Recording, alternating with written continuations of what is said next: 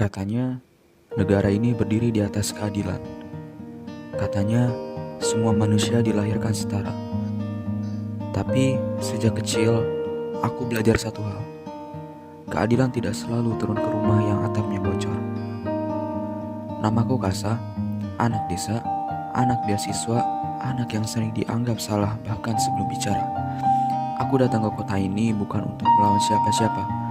Aku hanya ingin belajar, duduk tenang di bangku kuliah, membuktikan bahwa mimpi tidak memilih dompet. Tapi aku lupa satu hal. Kadang diam bukan tanda selamat. Kadang diam adalah cara paling tepat untuk dimatikan.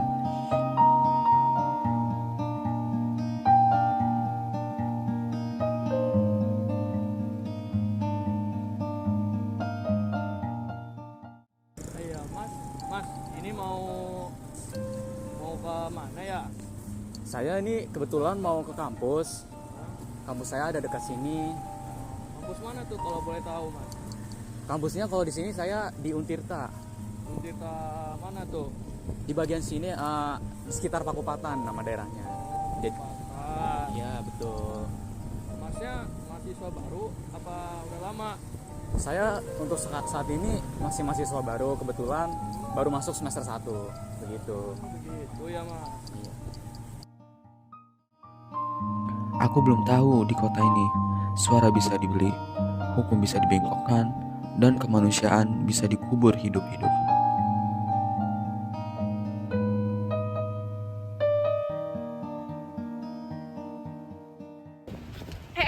Bentar deh. Lihat ya. Ya ampun, katrau banget. Bajunya lusuh banget. Tasnya dijahit. Oh my god, mahasiswa di kampus ini ada yang kayak gitu.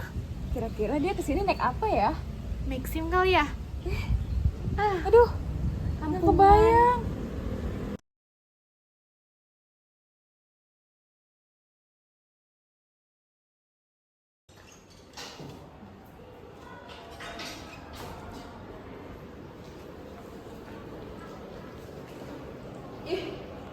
Bajunya jelek banget.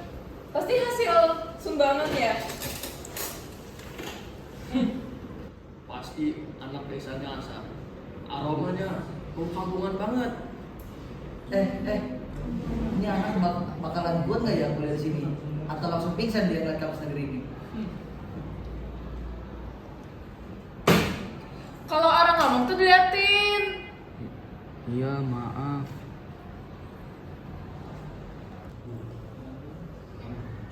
Ini kita nulis miskin.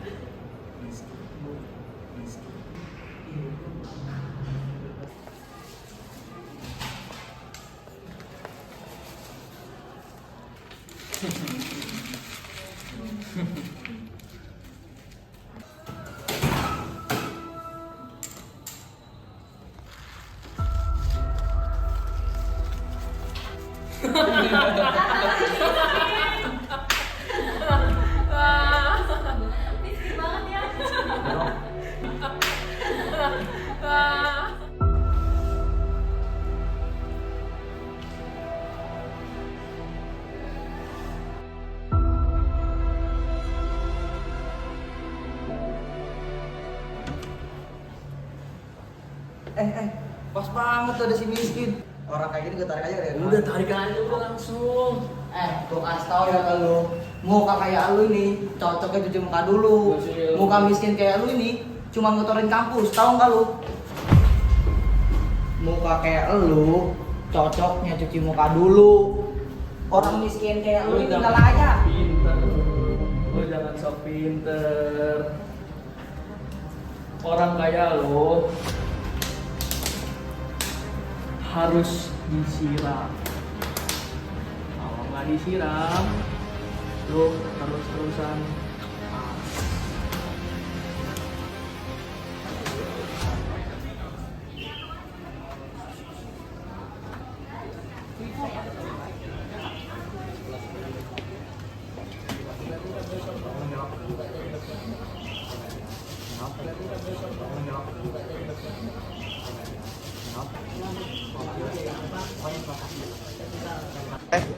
Kasa. Ah, Kas, lu kenapa? Barusan habis cuci muka aja kok. Gak mungkin. Lu bohong ke gua. Kasih tahu siapa yang ngelakuin ini ke lu. Andre, ini udah biasa. Ini gak apa-apa. Ini bukan soal baju yang basah, Kas. Ini soal martabat lu yang mereka injak. Gak bisa ini. Lu harus ikut gua buat lapor ke dosen. Ayo.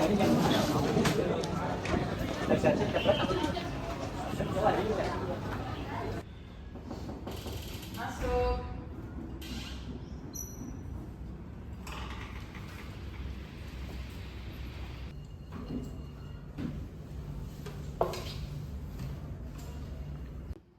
Saya mau melaporkan atas tindakan kekerasan yang terjadi di kampus ini. Siapa orangnya? Teman saya, Bu, Kasa. Diapain dia? Dia disiram, dihina di kamar mandi. Di sini kita bicara bukti, bukan cuma asumsi, Andre. Emang kamu punya rekaman CCTV-nya? Atau orang lain yang mau bersaksi selain kamu? Tapi baju saya basah, Bu. Mereka mengatakan saya ini adalah sampah negara. Kamu yang sabar aja ya, Kasa. Di sini kamu fokus kuliah. Jangan sampai beasiswa kamu dicabut gara-gara kamu dicap sebagai pembuat onar. Ngerti? Baik, Bu. Terima kasih.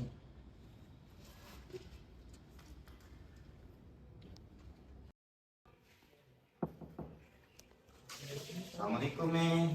Waalaikumsalam. Andre, baru pulang. Iya, Habis dari mana kamu? biasa nih dari kampus. Oh, ada apa? Jadi, gini nih, Andre mau cerita.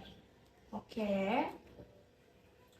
Andre minta tolong nih, tolong selidiki identitas Daniel yang menjadi pelaku utama korban bullying di kampus. Oh iya? Kamu sekarang ada korban bully? Iya Ada nih. pembulian? Jadi korbannya nih bernama Kasa. Dia menjadi korban bullying paling parah di kampus. Parahnya? Dia disiram, ditendang, dan ada hal lain juga. Wah, itu parah sih. Oke, mungkin kalau untuk mencari latar belakang dari Daniel, itu bisa Mami selidiki. Kamu tunggu sebentar ya. Iya nih. Andre, sepertinya pelaku pembulian itu mempunyai keluarga yang tidak biasa saja. Dari data sini menunjukkan bahwa ayahnya, Indra, itu terlibat kasus korupsi yang sangat besar. Dana hibah 15 miliar hangus di kantong-kantongnya. Mungkin untuk menjadi bukti bahwa keluarganya dan Daniel sebagai dalam pembulian dari Kasa, temanmu, ini akan menjadi data yang sangat akurat agar kamu bisa membalaskan dendamnya.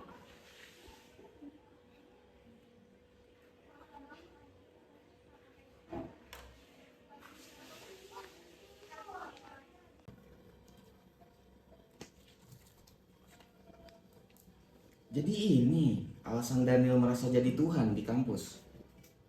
Ayahnya menyuap seluruh kota, seluruh sistem, mungkin juga seluruh negara. Itu bisa jadi orang yang sudah melakukan hal yang haram, apalagi bisa menggelapkan dana hibah yang miliaran rupiah, itu bisa dengan mudah melakukan pembungkaman, bahkan menyuap seluruh orang maupun sistem untuk bisa membungkam suara mereka. Maka ini kamu harus menjadi vokal untuk bisa membela apa yang seharusnya dibela.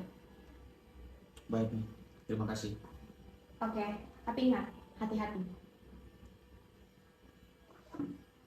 Tapi Andre, sebentar.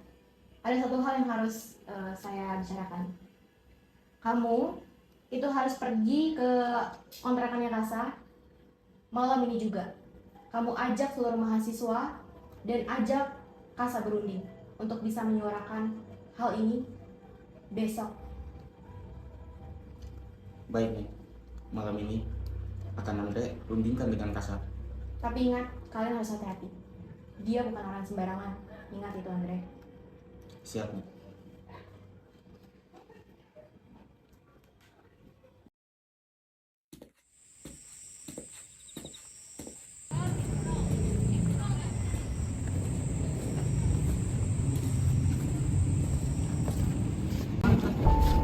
Siapa lu?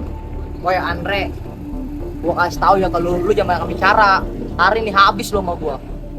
Maksud lu apaan? Udah, lu jangan banyak bicara. Hari ini lu habis di tangan gua.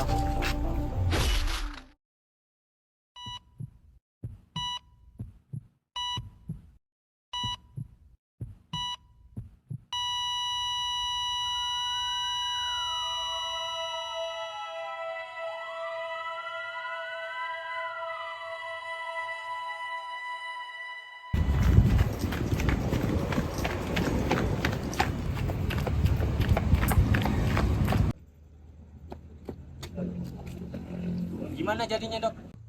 Pak, setelah saya lihat, ini terdapat 5 tusukan dalam. Sepertinya ini pembunuhan berencana, bukan kecelakaan. Pelakunya sangat ahli. Bilang saja kecelakaan lalu lintas, tabrak lari. Kamu diam dan tutup mulut, lakukan saja. Ya, baik, Pak.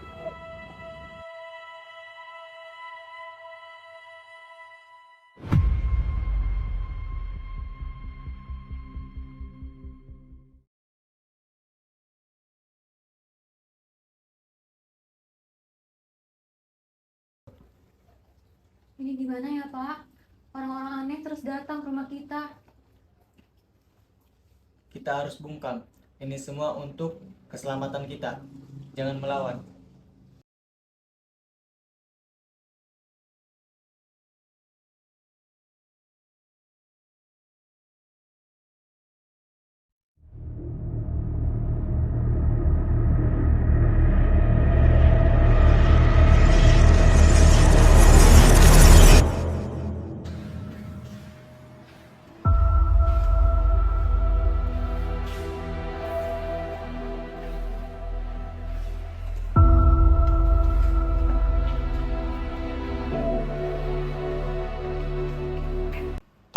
Kasa, gue mau sesuatu sama lu.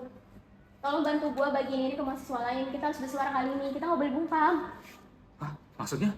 Iya, pokoknya bantu gue buat sebarin ini. Kita harus bersuara kali ini. Kenapa nggak dari dulu? Dan kenapa juga baru sekarang? Karena gue baru punya keberanian. Karena semenjak kejadian Andre kemarin. Tolong ya.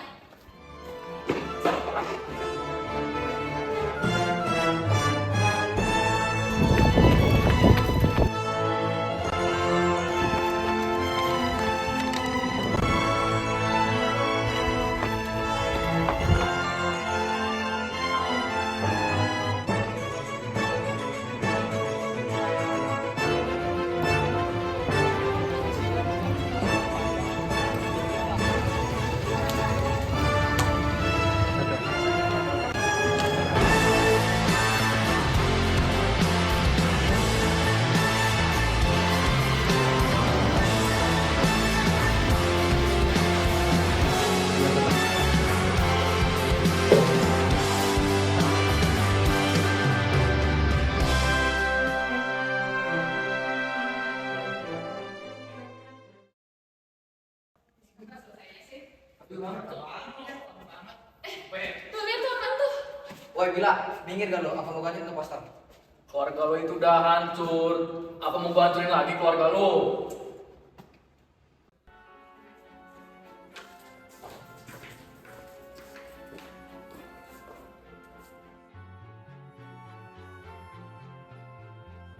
Nggak dibungkam lagi. Kita akan bersuara. Kampus ini tidak boleh memelihara orang-orang bejat yang berani membuli, yang suka menista. Daniel harus mati. Jadi udah mati.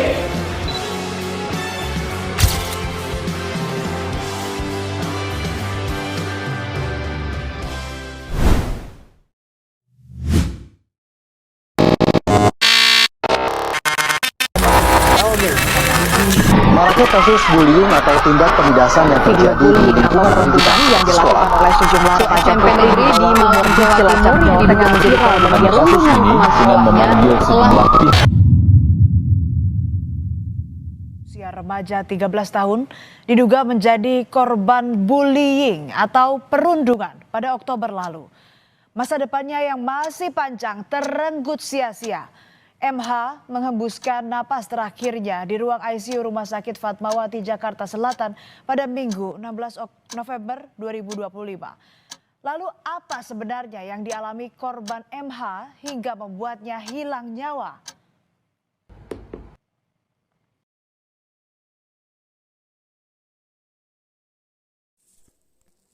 Dre, hari ini aku sadar. Keadilan bukan sekedar teks yang kita hafal setiap Senin. Kemanusiaan yang adil dan beradab sering terdengar agung, tapi bagi yang berkuasa, kami hanya suara kecil yang mudah disingkirkan. Mereka mencoba merampas hakku untuk belajar dan hakmu untuk hidup.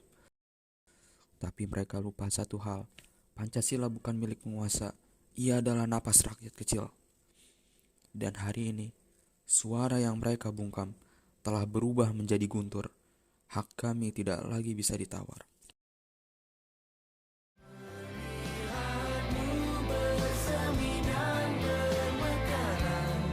Berdiri.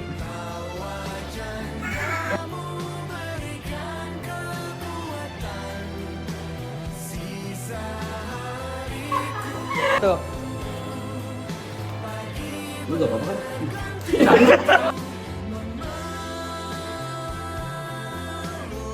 Ya, ada muka gua. Udah. Kemas nggak sih? Kemas nggak sih? Udah jangan. Berarti nih, kamera gua. Udah Bay. Udah.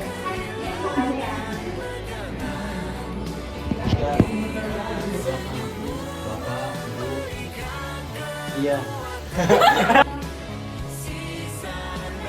Kita harus bungkam. Ini semua untuk keselamatan kita. Lu gak apa-apa kan? Lu gak apa-apa. Kasih ya. Sama-sama. Gitu.